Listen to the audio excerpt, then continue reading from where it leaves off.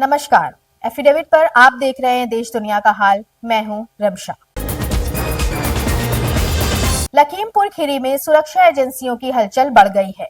Gujarat ATS की team Singahi थाना क्षेत्र पहुंची है।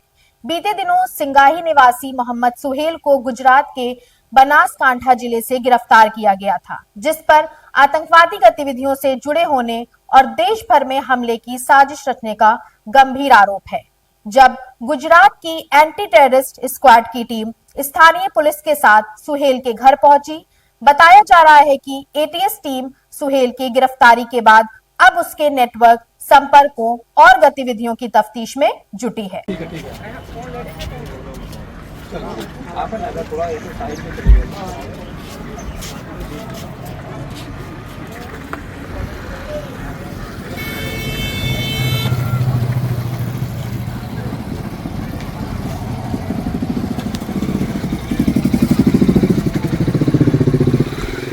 गोरखपुर एनवायरमेंटल एक्शन ग्रुप का 2 दिवसीय स्वर्ण जयंती समारोह एक स्थानीय लॉज में आयोजित किया गया। कार्यक्रम में महानिदेशक centre for science and environment नई दिल्ली की पद्मश्री डॉक्टर सुनीता नारायण संस्था के स्वर्ण जयंती समारोह के उद्घाटन भाषण में कहा कि हम लोगों को विकसित पाश्चात्य देशों के विकास की योजना तथा उसके क्रियान्वयन का कोई औचित्य नहीं है, क्योंकि उन्होंने अपने विकास के लिए अपने संसाधनों का अंधाधुंध उपयोग करते हुए पर्यावरण को इस हद तक प्रदूषित किया है, जिससे जलवायु परिवर्तन प्रेरक बना दिया है कि अब वे विभिन्न प्रकार के समाधान का मार्ग अपना रहे हैं। भारत एक विकासशील राष्ट्र है। मेरी पहली नजर, मैं अपने आंखों को कहती हूँ, मैं तो एक सैनिटरी इंस्पेक्टर हूँ। मेरी पहली चीज दिखती है या तो डीजल में सुनती हूँ कि क्या हवा में डीजल है कि नहीं है, केरोसिन कितना है, फिर मैं देखती हूँ कि कितना प्लास्टिक पड़ा है जमीन पे, और फिर मैं देखती हूँ कि क्या मुझे जो निकास का पानी है, जो गंदा पानी है, क्या उसकी भी महक आ रही है। आपका जो तालाब था उसके आसपास तो मुझे कोई प्लास्टिक नहीं दिखा। मैं जानती हूँ तालाब की बहुत बड़ी चुनौती होती है उसको साफ रखने की। आपको रोक लगानी पड़ेगी पॉलिथीन के ऊपर, और जब और देश लगा रहे हैं तो हम क्यों नहीं लगा सकते। और इसके अंदर आपको जो गीला और सूखा कचरा है उसको जो अलग अलग करने का मुहिम है वो आपको बहुत तेज करना पड़ेगा।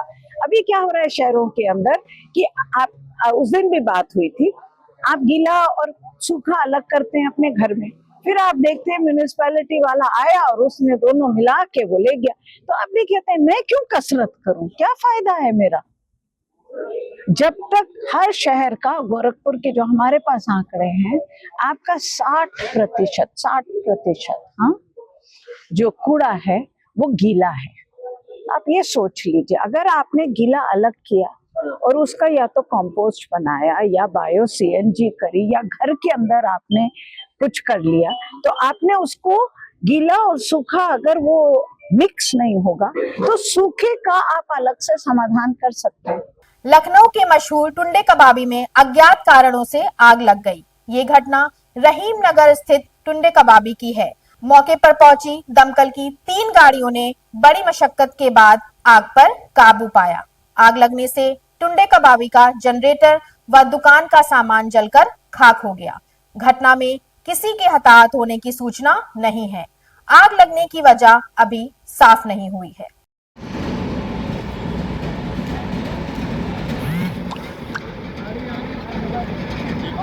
और आकर के हमने देखा कि आग भयानक रूप से जल रही है। हमारी एक गाड़ी तत्काल जो है फायर के लिए तुरंत तैयार हुई और उस पर जो है काम करना चालू कर दिए। उसके बाद हमारी हजरतगंज से भी एक गाड़ी यहाँ पर आ चुकी है और आग उस तरीके से कंट्रोल है, किसी प्रकार कोई जनहानि नहीं। कितना नुकसान हुआ होगा? अभी नुकसान का आकलन तो बाद में किया जाएगा। अभी फिलहाल जो है बाहर का गैप का जनरेटर जला हुआ है और थोड़ा काउंटर जला हुआ है और अंदर पूरी दुकान हमारी सेफ है। समाजवादी पार्टी के प्रदेश अध्यक्ष श्यामलाल पाल ने कहा कि बिहार विधानसभा चुनाव पूर्णतः निष्पक्ष नहीं हुए। वह सपा कार्यालय में आयोजित अधिवक्ता सभा के मनोनयन पत्र वितरण समारोह में शामिल हुए। कार्यक्रम में उन्होंने नवनिर्वाचित पदाधिकारियों को मनोनयन प्रमाण पत्र सौंपे। कार्यक्रम को संबोधित करते हुए श्यामलाल पाल ने कहा कि अधिवक्ता समाज लोकतंत्र की रक्षा का सबसे मजबूत आधार है। उन्होंने आरोप लगाया कि शासन में बैठे लोग विपक्षी आवाजों को दबाने और लोकतांत्रिक संस्थाओं को कमजोर करने का काम कर रहे हैं। इस देश की लोकतंत्र की हत्या करने वाले लोग सत्ता में हैं और ये हमारा जो अधिवक्ता समाज है उस लड़ाई की मुहिम में आगे है और इस समय उस लड़ाई को और मजबूत करने के लिए, लोकतंत्र बचाने के लिए, संविधान बचाने के लिए समाजवादी अधिवक्ता समाज आगे है। आज उसी संदर्भ में यहाँ पर मीटिंग है। बिहार चुनाव क्या लगता है निष्पक्षता से इसका हुआ है? कोई निष्पक्षता नहीं है, भाजपा निष्पक्षता जानती ही नहीं है। कानपुर में राज्यसभा सांसद पूर्व deputy CM doctor Dinesh Sharma ने प्रेस कॉन्फ्रेंस पर कांग्रेस पर जमकर निशाना साधा है। शहर में कार्यक्रम में शामिल हुए राज्यसभा सांसद ने एक निजी होटल में मीडिया से बताया कि राहुल गांधी अच्छे पुरुष जरूर हैं, लेकिन राजनीति करने वाले गुण उनके अंदर नहीं है। उन्होंने कहा कि बिहार में चुनाव हारने के बाद विपक्ष बहाने ढूंढ रहा है। भारतीय जनता पार्टी निडर है। झूठ और भ्रम फैलाने वालों को बिहार की जनता ने करारा जवाब दिया है।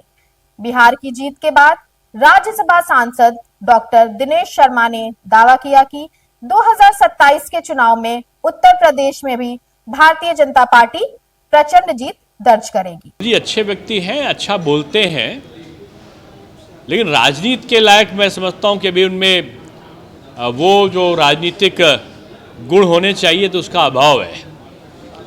बेहतर तो यही है कि वो पारिवारिक सुख शांति का अनुभव प्राप्त करें। राजनीतिक अनुभव से तो वो साबित हो चुका कि उसमें असफल रहे।